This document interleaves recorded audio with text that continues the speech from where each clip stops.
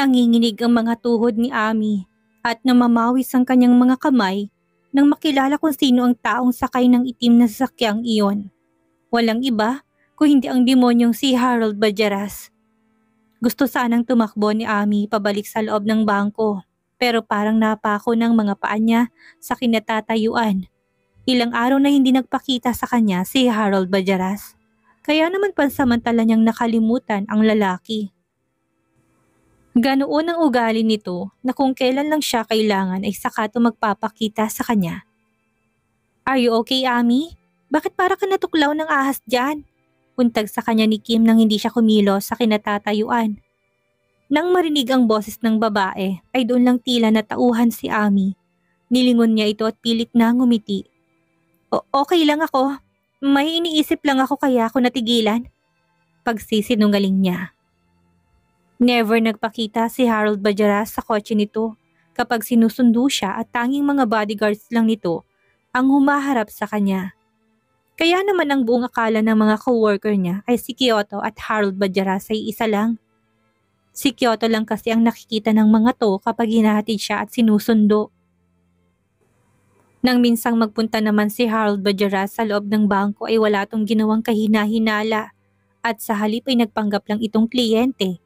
Kaya naman hindi sila napag-isipan na magkakilala. "Sus!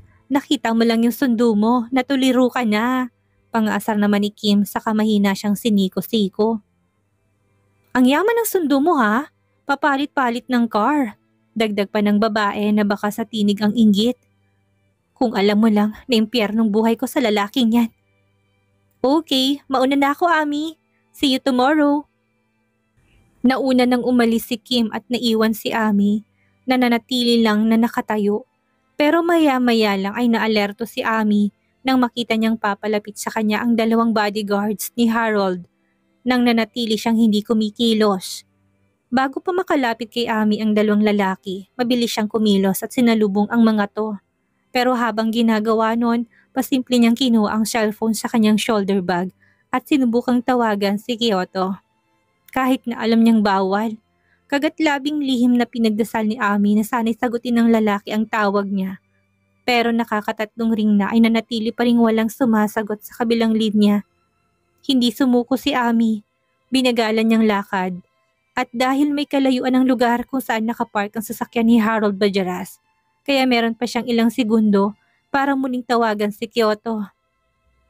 Muli sa huling pagkakataon ay sinubukan ni Ami na tawagan ng lalaki. At ganun na lang ang kabog ng kanyang dibdib nang sagutin nito ang tawag. "I said don't call me." Yun lang ang sinabi ng lalaki sa kawalang pakundangang pinatay ang tawag niya. Dahil sa ginawa nito, otomatikong tumulo ang kanyang mga luha. Kung alam lang sana ni Kyoto kung gaano niya kailangan ng tulong nito ngayon. "Miss Del Rosario, sumakay ka na." Kanina pa naiinip si Sir Harold. Anang isa sa mga bodyguard nang makarating siya sa kinaroroonan ng mga to. "Pag hindi ka sumama, alam mo nang mangyayari sa'yo, Miss Del Rosario. Kaya pakiusap, sumakay ka na." Sabat naman ng isa pa. Umiiyak si Ami habang nakatingin sa tinted na salamin ng sasakyan. Alam niyang pinanunood siya ni Harold ng mga oras na yon at malamang ay galit na ito sa kanya. Luminga-linga si Ami sa paligid para alamin kung naroon na si Kyoto. Pero sa kamalas-malasan ay wala pa rin ito ng mga oras na yon. "Miss Del Rosario, pakiusap, sumakay ka na ng kotse." Pagpupumilit pa ng isa sa mga bodyguard.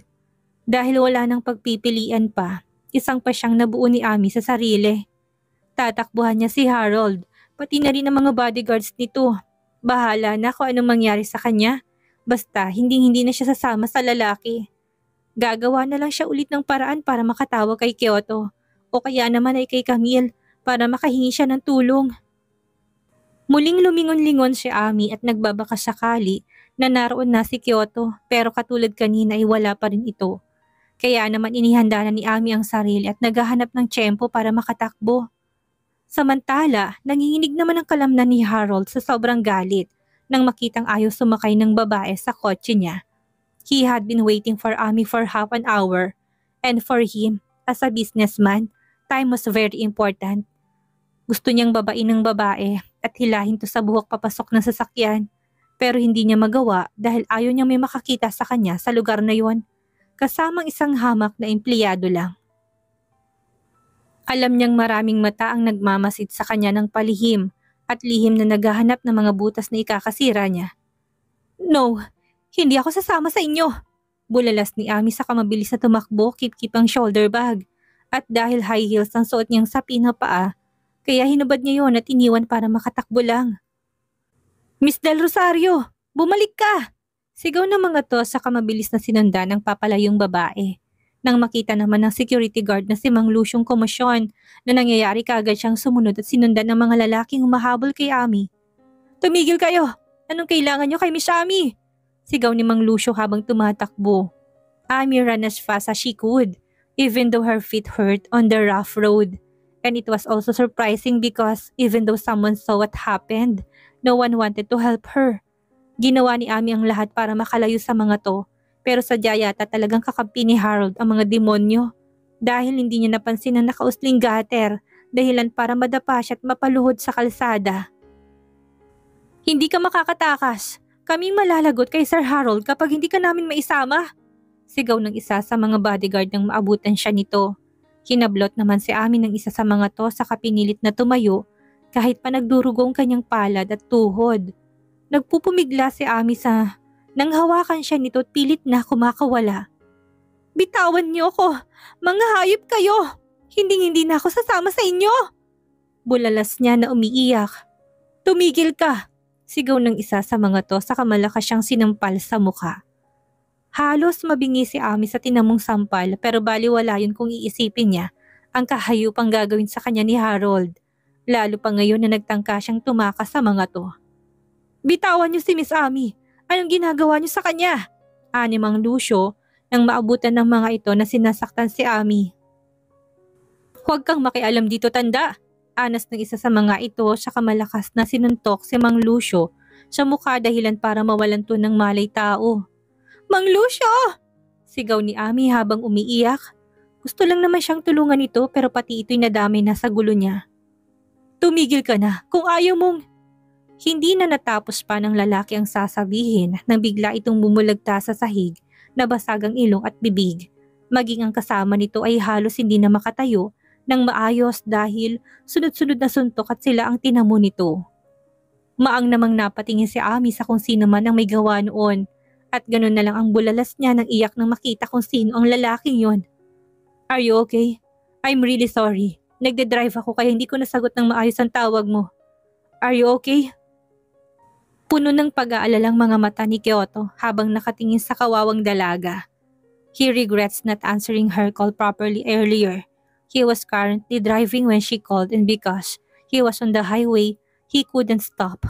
At kung hindi lang sana siya na traffic kanina, mas maaga sana siyang nakarating at hindi sinapit ng dalagang lahat ng iyon.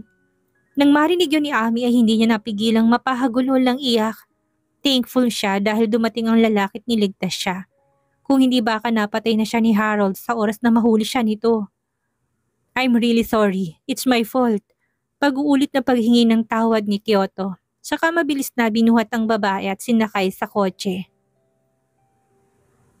Nagpatangay naman si Ami sa lalaki at hindi na naisip pa na nakikita yun ni Harold Bajaras na galit na galit. Ang pinakaayaw niya ay pinakikialaman ang pagmamay-ari niya. Kaya aalamin niya kung sinong lalaking kumuha kay Amelinda at pagbabayarin niya. No one dared to interfere with his property because they knew what he was capable of doing. Samantala, patuloy naman sa pag-iyak si Ami sa loob ng sasakyan pero wala namang magawa si Kyoto kung hindi magmaneho patungo sa ospital. Hindi maintindihan ni Kyoto kung bakit mayroong nag-uudyok sa kanyang yakapin ng dalaga at sabihing ligtas na siya pero hindi niya magawa dahil nag-aalinlangan siya. Thank you, kasi dumating ka. Akala ko mamamatay na ako. Humahagulhol na saad ni Ami habang yakap-yakap ang sarili at nakayuko. Awang-awa si Kyoto sa dalaga kaya hindi na siya nakatiis pa. Gustong-gusto niya itong yakapin at patahanin ng mga sandaling iyon. Kaya naman nagdesisyon siyang ihinto ang sasakyan sa gilid ng kalsada. Matapos nun ay dumukwang siya at niyakap si Ami ng mahigpit. Shh! It's okay. You're safe now. Marahang hinahaplos ni Kyoto ang likuran nito habang yakap-yakap ito. Ramdam niya na hindi pa rin humuhupa ang takot nito dahil nanginginig pa rin ang buong katawan nito sa labis na takot. Mas lalo namang lumakas ang pag-iyak ni Ami habang yakap-yakap siya ng lalaki. Hindi niya ma-explain pero feeling niya ay safe na safe siya kapag nasa mga bisig nito. Umuwi na tayo. Umiyak pa rin saad ni Ami saka mas lalong sumiksik sa matipunong dibdib nito.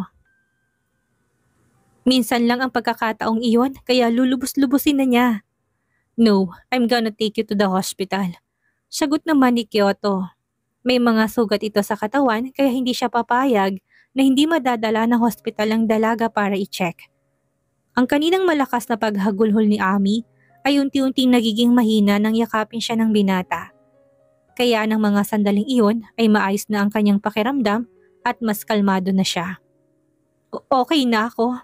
Gusto ko nang umuwi at magpahinga. Aniya na hindi pa rin bumibitiw sa pagkakayakap sa binata na para bang enjoy na enjoy. Oo, takot na takot siya kanina pero ngayong ligtas na siya at yakap-yakap niya ang crush niya. Hindi pa ba siya kakalma? Besides, once in a blue moon lang mayakap si Kyoto kaya hindi niya palalampasin ang pagkakataong iyon. Pero may mga sugat ka. Kailangang magamot yan para hindi maimpeksyon. Muling pagpupumilit pa ni Kyoto. He's worried that if the wounds on her hands and knees are not treated immediately, they will become infected and worsen. Napangiti si Ami sa pag-aalalang nahimigan niya sa tinig ng lalaki. Siya na ang kusang kumalas sa pagkakayakap dito at buong pilya itong tinitigan sa mga mata. Sige ka.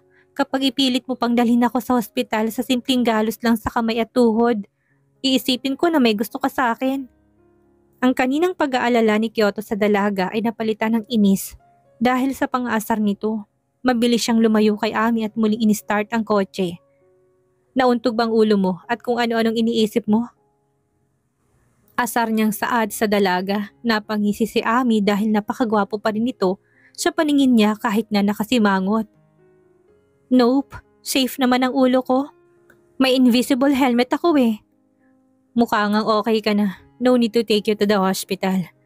Aniya sa kami na ni Obra ang sasakyan paalis sa lugar na yon. Napahalakak na lang si Ami sa sinabi nito saka umayos ng upo. Kalmado na siya ng mga sandaling iyon at tuluyan nang nawala ang takot na nararamdaman niya dahil sa nangyari. Pero meron pa ring agam-agam sa kanyang puso. Lalo pat alam niyang galit na galit si Harold dahil sa ginawa niya. Natatakot din siya sa maaaring gawin nito sa kanyang pamilya dahil sa ginawa niyang pagsuway. Kaya kailangan niyang kumilos as soon as possible. Kung kailangan niyang paluwasin ng kanyang pamilya para makasama niya ay gagawin niya. Masiguro lang niyang ligtas sa mga to. But Ami knew she couldn't do it alone and she needed someone else to help her. Kaya naman ng mga sandaling yon, nag-decide na si Ami na sabihin ang lahat-lahat sa binata dahil alam niyang si Kyoto lang ang taong makakatulong sa kanya ngayon. Tumiki muna si Ami para alisin ang tila nakabara sa kanyang lalamunan bago nagsalita. Those bastards were Harold Bajeras men. They wanted to take me with them but I refused. Pagod na ako maging tau-tauhan ng hayop na Harold na yon. Sandaling sinulya pa ni Kyoto ang dalaga sa rearview mirror at kitang-kita niyang lungkot at sakit na dumaan sa mga mata nito ng mga sandaling iyon. Nanatili siyang tahimik at hinayaan lang na magkwento to. Pinagsalikop ni Ami ang dalawang palad niya sa kanyang kandungan habang nakatingin sa labas ng binata. Naramdaman din niyang sumunga ang luha sa kanyang mga mata habang inaalala ang masakit na karanasan niya. Harold abused me. Nagsimula ng tumulong luha ni Ami matapos niyang sabihin ang salitang yon. Sinasaktan niya ako. Pinagbabantaan niya ang buhay ko. Pati na rin ang pamilya ko. Bakit hindi ka humingi ng tulong at nagsumbong sa mga pulis? Tanong ni Kyoto. Paano ko magsusumbong? Marinig lang nilang pangalan ni Harold na babahag ng buntot nila. Sinabihan pa nila kung mahal ko pa raw ang buhay ko. Magbulag-bulagan na lang ako sa ginagawa niyang pang-aabuso sa akin. Bakit hindi ka nagsumbong kay Seiko? Hindi ba best friend kayo? Umiling-iling si Ami sa naulinagan. Masisisi mo ba ako? Alam ko may pinagdadaanan din si Camille, lalo na nung naospital ang kapatid niyang si Luke. Ayaw ko nang dagdagan pang iniisip niya, kaya itinago ko na lang sa kanyang lahat. Pero ngayon hindi ko na kaya. Hirap na ako. Umiiyak na saad ni Ami habang nakatingin sa direksyon ng lalaki. So please, help me. Gusto kong makulong si Harold at gusto kong makasama ang pamilya ko. Huwag kang mag-alala. I will do everything I can to hold Harold Bajaras accountable for the atrocities he committed against you. Tutulungan din kitang makasama mong pamilya mo. Just trust me, Amelinda. Puno ng sinseridad ang tinig ni Kyoto nang sabihin niyon, kaya naman nantig ang puso ni Ami. Hindi tuloy niya napigilan ang sariling yakapin ito nang mahigpit at halikan sa pisngi na halatang kinagulat naman ng binata. Thank you so much, Kuya Kyoto. Anang Ami saka mas lalong siniksik ang sarili sa matipunong dibdib ng binata. Habang nasa biyahe ay hinayaan lang ni Kyoto na nakasandal ang dalaga sa kanyang balikat habang natutulog. Siya may kung ano sa kanyang kaloob-looban ang nagsasabing gusto niya itong protektahan sa mga bagay na maaring makasakit dito. Kyoto knows that his feelings mean nothing else, and as a lawyer, it's just his instinct to protect her from abusive people. Besides, nagigilty siya dahil alam niyang kasalanan niya kung bakit napahamak si Ami. Kung sana'y sinagot niya ng maayos ang tawag nito ay mas maaga siyang dumating, ay hindi ito mapapahamak. Ilang sandali pa ay narating na nila ang mansyon at nang makitang naroon na sila sa labas ng lampastaong gate ay otomatikong bumukas iyon. Minaniobra ni Kyoto ang sasakyan papasok sa malawak na front yard at patungo sa parking lot ng mansyon. Hindi pa rin nagigising ang dalaga nang iparada ni Kyoto ang sasakyan at patayin ng makina nun. Mukhang pagod na pagod ito matapos na nangyari kanina, kaya mahimbing ang tulog nito ng mga oras na yon. Dahil ayaw ni Kyoto na gambalain ang mahimbing nitong pagtulog, kaya nagpasya siyang buhati na lang ang dalaga paakyat sa kwarto nito. Nagulat ang lahat sa ginawang yun ng binata. Maging si Carson na kasalukuyang nasa sala at nagkakape ay nahinto nang dumaan sa harapan niya ang kanyang anak habang karga si Ami na parang bagong kasal. Napatayo si Carson sa kinatatayuan at lumapit sa anak. What happened to her? Nag-aalalang tanong niya habang nakatingin sa dalaga na magulo ang itsura. May mga galos at mahimbing na natutulog. Sasabihin ko sa'yo mamaya, Dad. Yun lang sinagot ni Kyoto sama saka tuloy-tuloy na umakyat sa staircase patungo sa second floor kung saan nandoon ang kwarto ng dalaga. It was easy for Kyoto to carry the woman up the stairs because apart from her slender body, she was also light as if she were malnourished. Nang sulyapan niyang natutulog na dalaga, doon lang din niya napansin na lubog ang pisngi nito at nangingitim ang eye bags. Naisip tuloy niya na baka dahil yon sa sobrang pag-iisip sa problema at pag-aalala sa pamilya. Umuntong hininga si Kyoto at lihim niyang pinangako sa sarili na gagawin niyang lahat para maipakulong ang hayop na si Harold Bajaras. Wala siyang pakialam kung sino man tong Poncio Pilato dahil sa walang kinikilingan ang batas.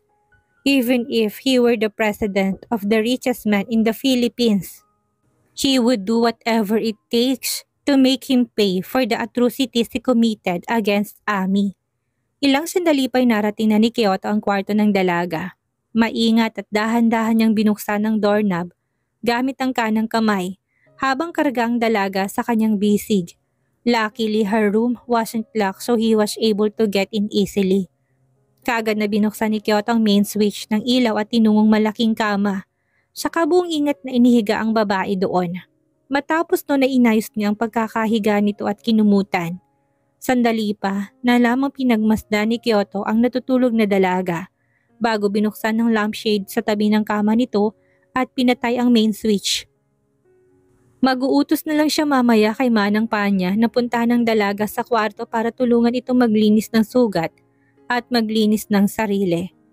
Tomorrow he plans to talk to her and accompany her to the police station to formally file a case against Harold Bajaras. Pero bagong lahat, kailangan na muna niya tulungan ng pamilya ni Ami na nasa probinsya dahil ayon dito, maging ang mga to ay pinagbabantaan ni Harold Bajaras na papatayin sa oras na sumuway ito. He was sure that now that the woman had disobeyed, Harold Bajaras was settling with anger and would definitely not let Ami go unpunished for what she had done. Tuluyan na ngang lumabas si Kyoto sa kwarto ng dalaga at iniwan ito. Ngayong gabi, aasikasuhin niyang matulungan ng pamilya nito para makaluwas ng Maynila at makasama to ng babae. Napakalaki ng mansyon at meron pa silang villa sa Tagaytay at Batangas. Maaring doon na muna pansamantalang manirahan ng mga to habang nililitis ang kaso ni Harold Bajaras. Samantala, walang kaalam-alam si Kyoto na simula nang kargahin niya si Ami pababa ng kotse ay gising na gising ang dalaga. Nagpapanggap lang itong tulog at sinamantala ang magandang pagkakataon na makarga sa matipunong bisig ni Kyoto. Ang hirap palang magpanggap na natutulog. Bulalas ni Ami sa kabumalikwas ng bangon at pawis na pawis. Pero hindi bale, na-experience mo naman ang langit, Amelinda del Rosario. Patuloy niyang kausap sa sarili na parang nasisiraan na. Super gwapo na, ang bango-bango pa. Patuloy pa rin sa pagsasalitang mag-isa si Ami na para bang may kausap. Nakapagkit sa kanyang labi ang matamis ng ngiti habang sinasariwa sa kanyang isipan ang mga kaganapan kanina noong karga siya ni Kyoto. Feeling ni Ami ay parang bagong kasal sila ng binata at karga-karga siya nito patungo sa kanilang kwarto para sa kanilang honeymoon. Naisip pa niya ang sarap sigurong maging asawa nito dahil feeling niya ay maasikaso at mahalaga. Bukod pa doon, lalong tumaas ang tingin niya kay Kyoto dahil matapos itong malaman ang tungkol sa kanyang sekreto hindi niya naramdaman na nandidirito sa kanya o kaya naman ay umiiwas. Besides, nangako to sa kanya na tutulungan siyang maipakulong ang demonyong si Harold Bajaras. Gayon din para makasama niya ang kanyang pamilya. Hindi kasi siya mapapakali ngayon, lalo pat alam niyang galit na galit si Harold at natatakot siyang pagbuntunan nito ng galit ang kanyang pamilya. Matapos ang ilang sandaling pagninilay-nilay, isang katok mula sa labas ng pintong narinig ni Ami. Kunot noong bumaling ang tingin niya doon at dahil sa pag-akalang si Kyoto yon, muli siyang bumalik sa pagkakahiga at pumikit. Maya-maya narinig ni Ami na lumangit-ngit ang pinto ng kanyang kwarto. Senyales na bumukas iyon. Isang yabag ng kusina man ang naramdaman niyang papalapit sa kanya. Mariing ipinikit ni Ami ang mga mata at sinikap na huwag gumawa ng anumang ingay para hindi mahalata ng taong yon na gising siya. Iha, gising na. Isang boses na matandang babae ang nagsalita mula sa tabi ni Ami. At kahit hindi niya nakikita kung sino yon, ay alam niyang si Manang Panya to. Nagdilat ng mga mata si Ami at nagpanggap na bagong gising. Bumaling siya sa matandang mayordoma na may dalang first aid kit at palanggana na may warm water at lamang face towel. Nay Panya, kayo pala. Bati ni Ami sa matanda sa kakiming ngumiti. Kamustang pakiramdam mo, Iha? Nag-aalala namang tanong ng matanda sa kapinagmasdan ang magulong itsura ng dalaga. Inutusan ako ni Kyoto na tulungan kang magbihes at gamutin ang mga sugat mo, Iha. Hindi maiwasang kiligin ni Ami na sa sinabi ng matandang kaharap. Sino ba namang hindi? Napaka-thoughtful nito at iniisip palaging kapakanan niya. Talaga po? Kaya ko naman pong mag-isa, Nay Panya. Nakangiting sagot naman ni Ami. Kahit na, kabilin-bili na ni Kyoto na wag kitang hayaan na kumilos na mag-isa. Ngayon ko lang nakita nag-alalang batang yon kaya sumunod ka na lang, Iha. Pilit na pinigilan ni Ami ang ngiti na kumakawala sa kanyang labi ng mga sandaling iyon. Cause why not? Si Manang Panya na mismong nagsabi na nag-aalala ito sa kanya. Ang ganda mo talaga, Amelinda. Isip-isip ni Ami habang lihim na kinikilig. Ganun po ba, Nay Panya? Sige po, tulungan na lang po ninyo ako. Thank you po. Walang anuman. Ani Manang Panya saka nagumpisang ilabas ang mga gamit sa first aid kit na hawak. Nanay? Utoy? Nene, kayo ba talaga yan? Pakiramdam ni Ami ay nananaginip siya ng mga sandaling iyon habang nakatayo sa harapan ng kanyang pamilya. Masarap pa naman ang tulog niya kanina pero nabulabog siya dahil sa malakas na katok sa pinto ng kanyang kwarto. Oo anak, kami nga anak. Naluluhang saad naman ni Nanay Lorna sa anak saka lumapit at niyakap ng mahigpit. Ate, miss na miss ka na namin. Anang kapatid niyang si Nene na tumakbo papalapit sa kanya sa mahigpit din siyang niyakap. 10 taong gulang na ito at kasalukuyan nag-aaral ng grade 5. Ate, may problema ba? Bakit kami biglang sinundo ni Kuya Kyoto sa bahay? Naguguluhang tanong naman ng pangalawa niyang kapatid na si Utoy. 14 years old na si Utoy at nasa grade 8 na. Si Kuya Kyoto ang sumundo sa inyo? Gulat na tanong ni Ami sa kanyang nanay Lorna nakatingin. Oo anak, nagulat kami. Madaling araw may kumakatok sa bahay. Natakot kami ng mga kapatid mo dahil akala namin masamang tao. Pero nagpakilala siya sa amin at sinabing pinasusundo mo kami. Pagsasalaysay ni Lorna sa anak. Nabigla si Ami sa mga natuklasan. Kagabi lang siya humingi ng tulong sa binata pero hindi niya inakala na kahit pagod ito at napakalayo ng kanilang probinsya ay talagang hindi na nito pinagpabukas ang pagsundo sa kanyang pamilya. Ate Ami, boyfriend mo ba si Kuya Kyoto?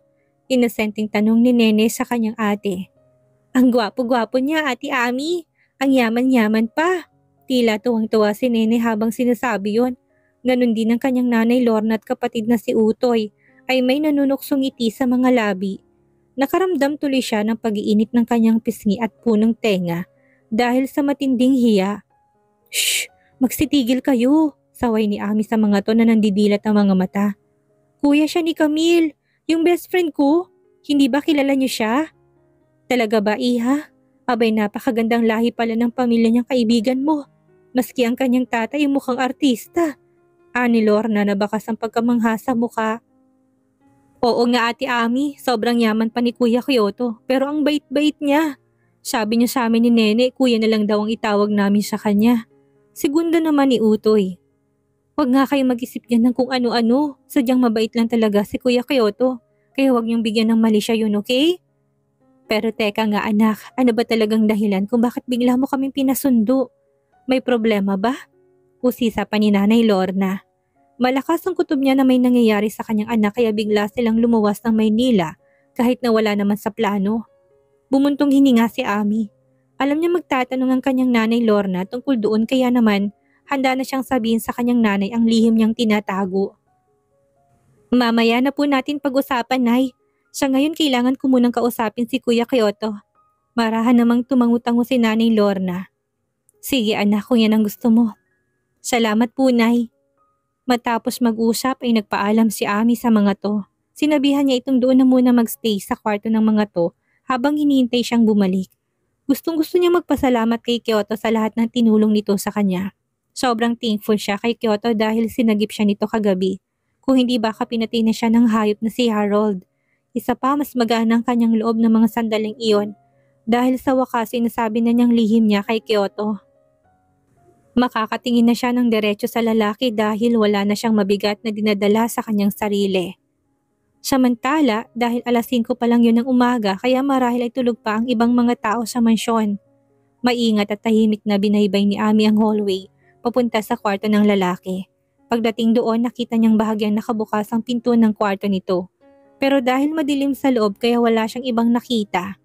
Nagpasya si Ami na kumatok na lang pero nabitin ang kanyang kamay sa ere nang makarinig ng isang boses mula sa madilim na kwarto. At kahit hindi niya nakikita alam niyang si Kyoto yon na sa palagay niya ay may kausap sa cellphone. Ayaw man niyang makialam sa privacy nito pero parang may kung anong nag-uudyo kay Ami na makinig sa pinag-uusapan ng mga to. Calm down, Sakura. I don't understand you. Ani Kyoto sa kung sino mang kausap. I want you to come here now, please. I need you. Pagmamakaawa pa ng tinig ng babae sa kabilang linya. Sandaling nanahimik si Kyoto sa narinig na para bang nag-iisip. Pero makalipas ang ilang segundo sumagot din ito. Okay, I'm on my way. Sagot ni Kyoto na para bang ang lapit-lapit lang ng Japan. Hindi malaman ni Ami ang nararamdaman ng mga sandaling iyon matapos marinig ang pag-uusap ng mga ito. Mabigat at kumikirot ang kanyang dibdib na para bang katulad noong iniwan siya ni Jake. Nagsiselos ba ako?